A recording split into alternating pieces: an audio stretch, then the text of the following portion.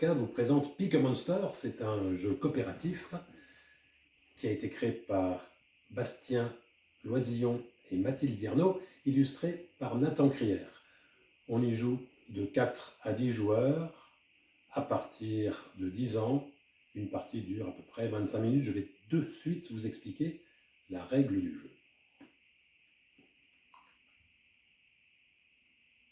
Mise en place du jeu. Nous avons 3 types de cartes. 6 cartes qui représentent le chemin de victoire. C'est les cartes avec le dos de couronne. Vous avez 30 cartes questions. Elles sont recto verso français et anglais. Ça fait 60 questions. Et vous avez 90 cartes monstres. Ça, c'est le dos des cartes. Nous allons les découvrir tout à l'heure. La première chose à faire est de construire le chemin de victoire. Donc, elles sont numérotées 1, 2, 3, 4, 5, jusqu'à 10. L'idée, c'est que nous sommes invités à une fête d'anniversaire et un monstre a voulu se glisser dans la fête, un intrus. Alors, nous allons essayer d'arriver en haut du chemin de victoire avant l'intrus. Donc, nous, collectivement, nous sommes représentés par le soleil et on place cette carte ici qui correspond avec la flèche qui correspond au 0. Et on va progressivement essayer de monter sur le chemin de victoire. Je vous expliquerai comment après. Il y a également une flèche avec un nuage que l'on place sur la case 0, côté intrus, et l'intrus va essayer d'arriver avant nous sur la case 10 pour se taper l'incruste dans la fête. Déroulement d'une manche. L'hôte de la soirée distribue un monstre à chaque joueur, face cachée, joueur numéro 1, joueur numéro 2, le 3, et puis il en prend un également pour lui. Chacun va maintenant regarder secrètement son monstre. On vous les montre. Avant de les rendre à l'autre. Donc tout le monde me rend son monstre. Je les récupère et je rajoute un intrus qui a voulu se glisser dans notre fête. Je les mélange.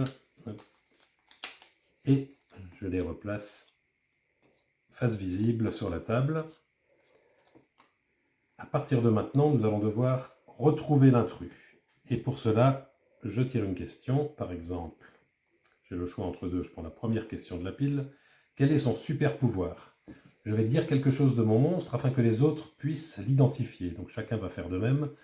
Quelqu'un va dire que son super pouvoir, c'est de séduire tous les gens qui passent autour de lui.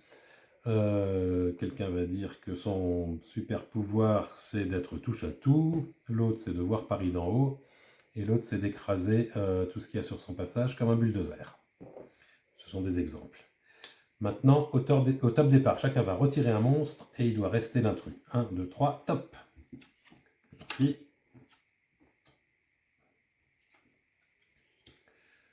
Je demande, est-ce que cette carte était à quelqu'un ?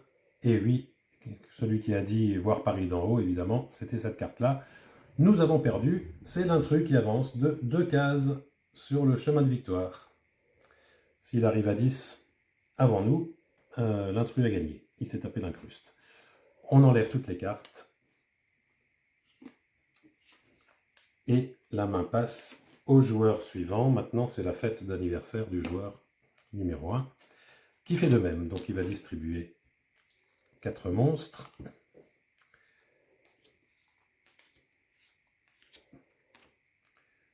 Pareil, on les regarde secrètement.